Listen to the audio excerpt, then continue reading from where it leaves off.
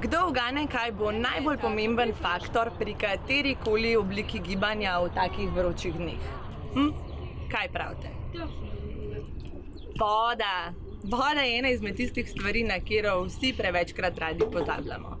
Naši možgančki pa so kar v 70% sestavljeni iz vode in če bo te primanjkvalo, bomo hitro postali utrujeni, težje bomo razmišljali, velika pa je tudi verjetnost, da bomo doživljali kakšne glavobole. Zato si nujno zapomni moje top 3 nasvete, kako poskrbiš, da ne pozabljaš na pitje vode. Prvi je ta, da vodo vedno nosiš s seboj. Vedno.